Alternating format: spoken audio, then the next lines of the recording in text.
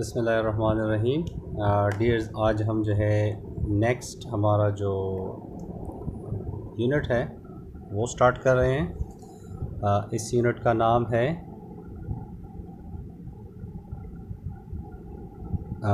Structure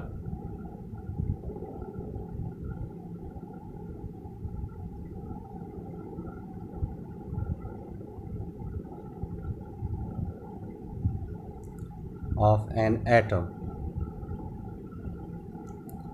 ये हमारा जो है नीव यूनिट है।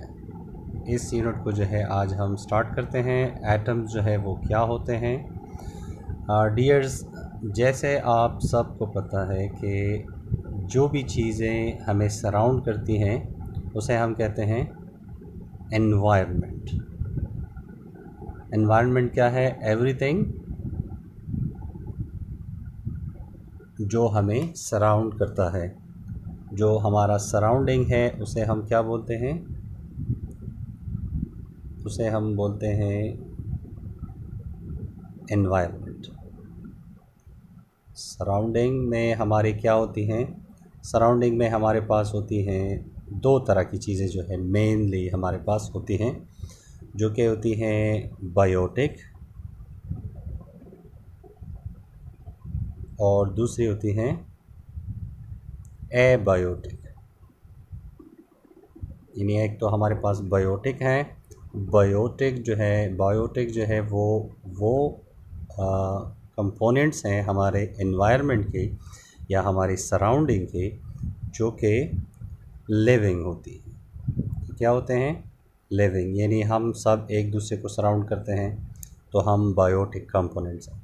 और ए जहाँ पर स्टार्ट होता है, देखिए ए के अलावा जो है ये वर्ड और ये वर्ड जो है दोनों सेम है। यानी एबायोटिक, ए इसका मतलब है विदाउट लाइफ, यानी जो नॉन लिविंग चीज़ें हैं उसे हम कहते हैं एबायोटिक।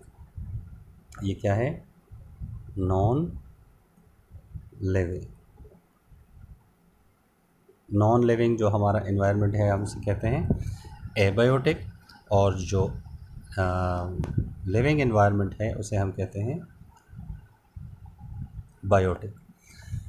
ओके, अब इसका जो है क्या ताल्लुक़ है हमारे एटम्स के साथ। अगर हम देखें तो ये दोनों बायोटिक हों या एबायोटिक हों, ये आप जानते हैं, आप प्रीवियस जो ग्रेड है आपका उससे जो है आपको बायोटिक और एबायोटिक का जो है वो कॉन्सेप्ट है, ये किस तरह के होते हैं। लेकिन अगर अब हम इसको देखें कि चाहे वो बायोटिक हैं या एबायोटिक हैं, आज हम एक नई चीज़ जो है इसके बारे में सीखते हैं कि बायोटिक और एबायोटिक चीज़ जो है वो कौन सी ऐसी चीज़ है जो कि दोनों में कॉमन है। तो अगर हम ये देखें तो इसको हम कहते हैं कि ये क्या है? ये बने हुए होते हैं मैटर्स के, या ये मैटर्स होते हैं। मैटर्स क्या कहलाते हैं? मैटर्स जो है इसकी डेफिनेशन ये है कि everything which occupy space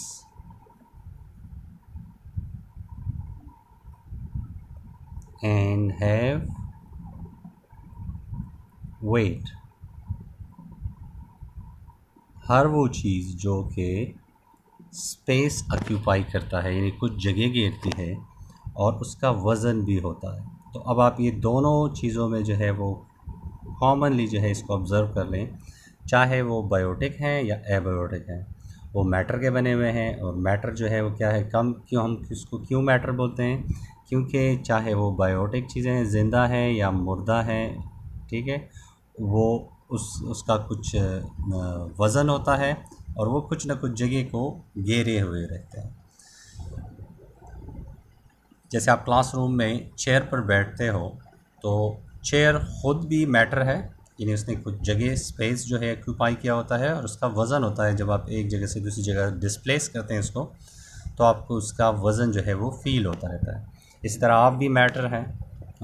हम सब जो है वो मैटर के बने हुए हैं। हम जगह घेरते हैं, हमारे बेड में जो हमारे पास स्पेस होता है वो हम ऑक्यूपाई कर लेते हैं, और हम हर किसी का जो है, किसी का 110 kg है, किसी का 50 kg है, किसी का 15 kg है, ये डिफरेंट वेट्स होते हैं।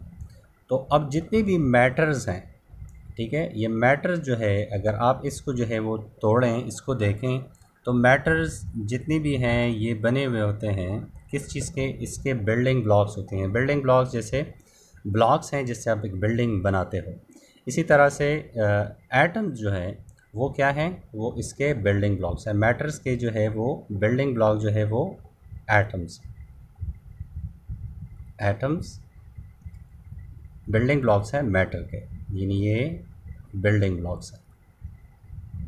इससे आप बिल्ड करते हो किसी भी इन ब्लॉक से, यानी जो एटम है ये ब्लॉक्स के तौर पे इस्तेमाल होते हैं किसको, चीज़ को बिल्ड करने के लिए, मैटर्स को बिल्ड करने के लिए। ये बिल्डिंग ब्लॉक्स हैं मैटर्स के, मैटर्स को ये बनाते हैं, ठीक है। तो जिस तरह आप एक रूम बनाते हैं उसके जो बिल्डिंग ब्लॉक्स हैं वो ब्रिक्स हैं, इसी तरह से एटम जो है वो मैटर के जो है वो बिल्डिंग ब्लॉक्स हैं। ओके, एटम जो है इसका लफ्ज़ी माना जो है वो क्या है। ये एक फ़िलासफ़र थे, ग्रीक फ़िलासफ़र थे, डेमोक्रिटस।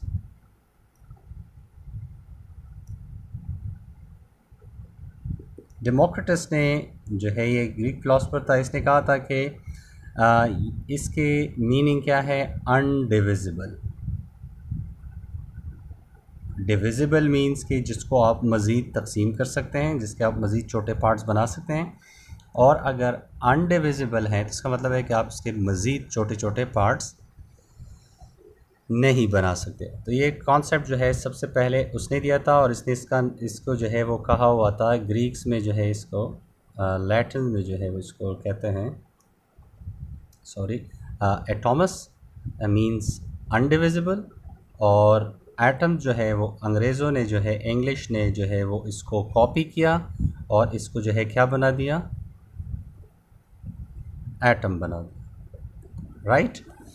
ओके, इसके बाद जो है अब हम देखते हैं कि ओके, एटम जो है वो टाइनी से स्ट्रक्चर है, तो हम इसको बोलते हैं कि इनकी डेफिनेशन के मुताबिक ये क्या है, टाइनीएस्ट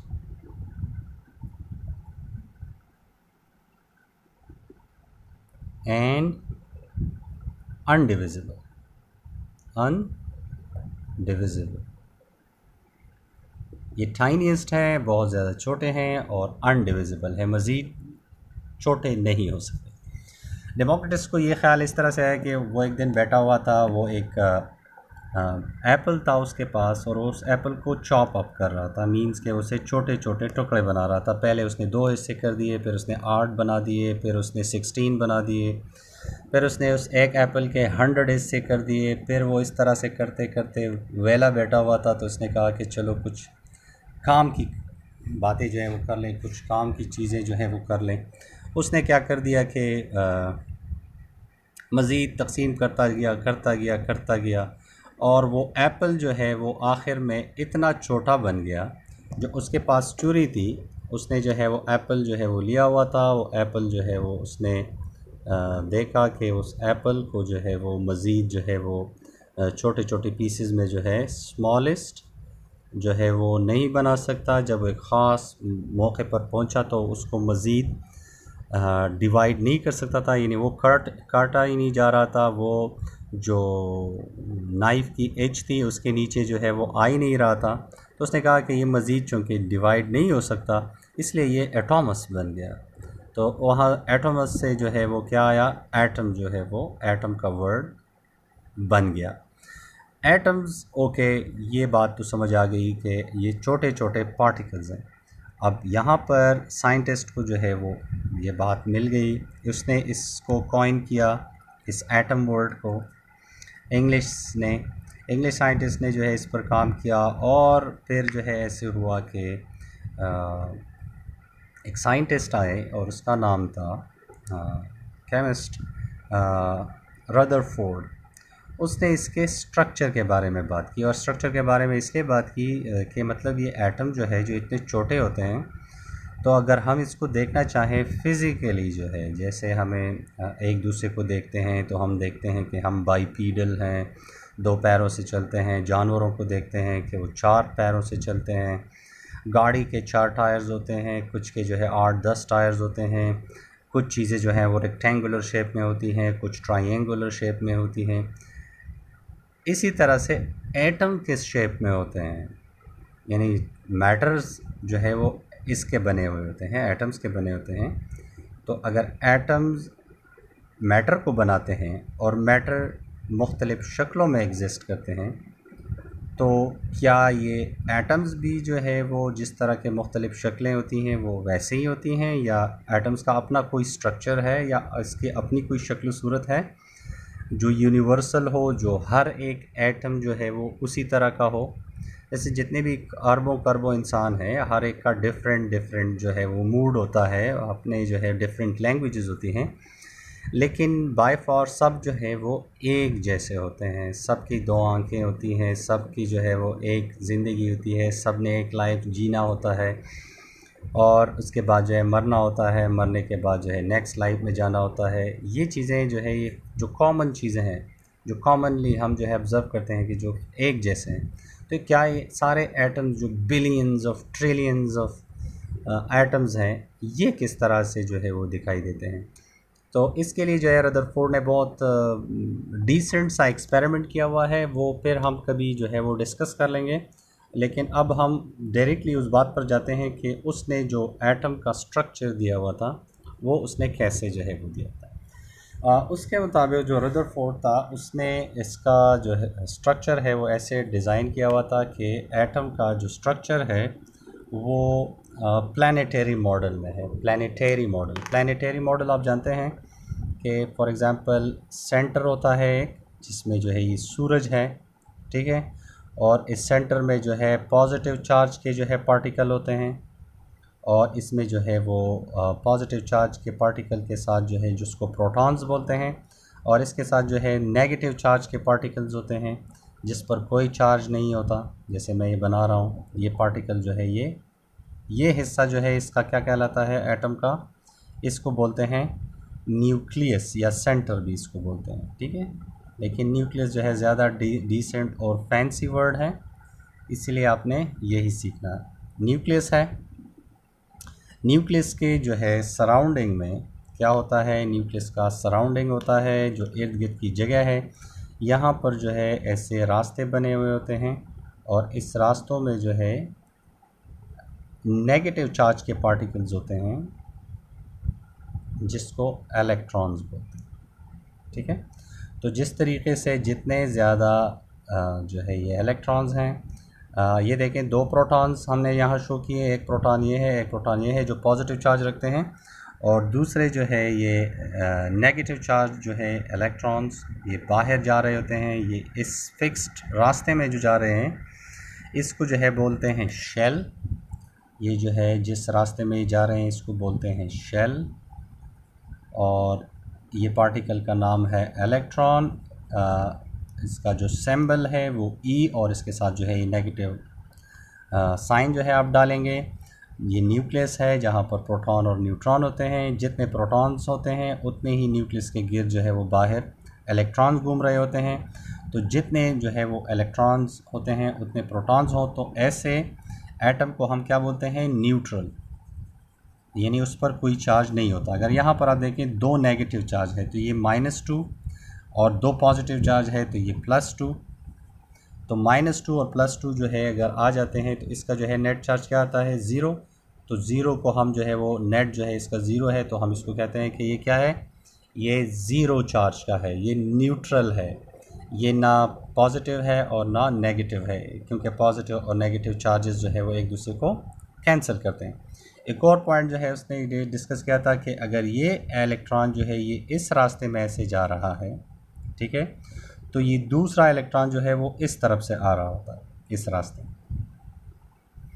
अब देखें अगर ये दोनों, ये इस तरफ से जा रहा है, ये इस तरफ से आ रहा है, तो ये दोनों इलेक्ट्रॉन आपस में टकरा सकते हैं? नहीं, क्यों? क्योंकि नेगेटिव और नेगेटिव आपस में टकराते नहीं हैं, वो एक दूसरे से जैसे ही ये यहाँ पर पहुँचते हैं तो ये एक दूसरे से जो है थोड़ा सा डिफ्लेक्शन कर लेते हैं, इन्हें एक दूसरे को रिपेल करते हैं, एक दूसरे को पसंद नहीं करते।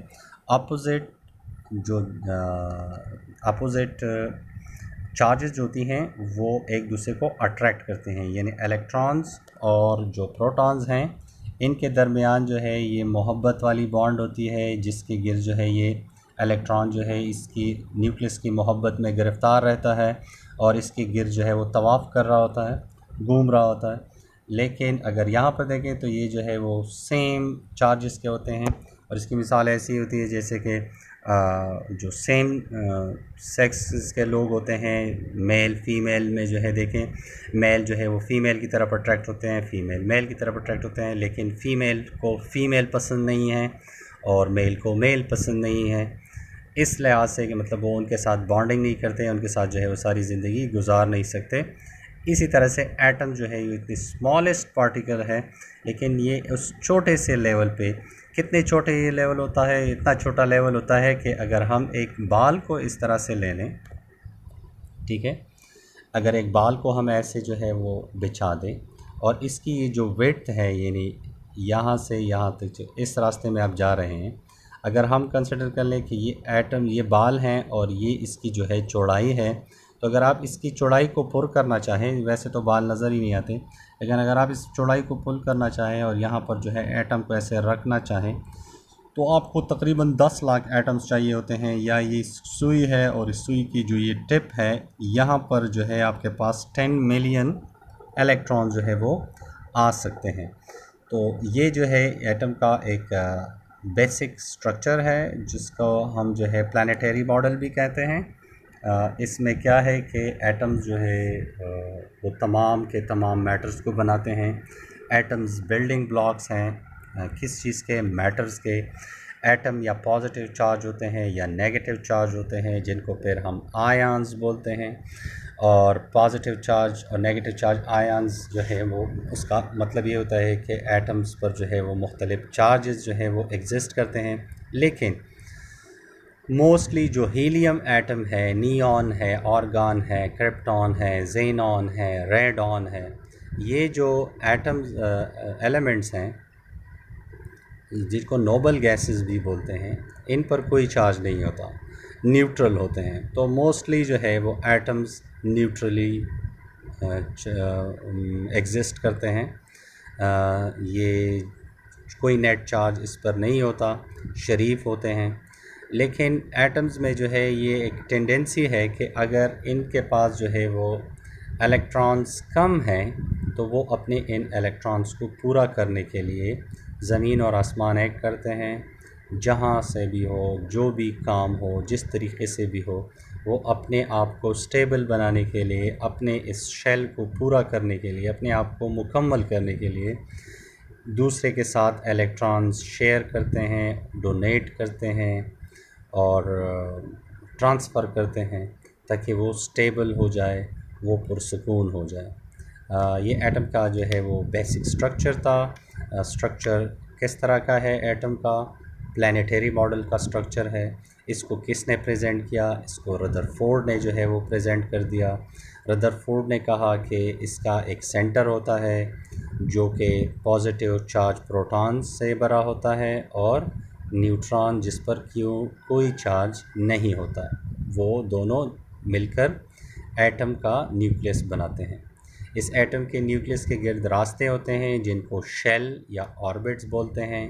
और इन शेल या ऑर्बिट्स या एनर्जी लेवल में क्या होता है कि इलेक्ट्रॉन जो है वो रिवॉल्व कर रहे होते हैं, इलेक्ट्रॉन घूम रहे होते हैं, जिससे क्लाउड सा बनता है, बादल से जो है बने हुए होते हैं ज़्यादा स्पीड की वजह से।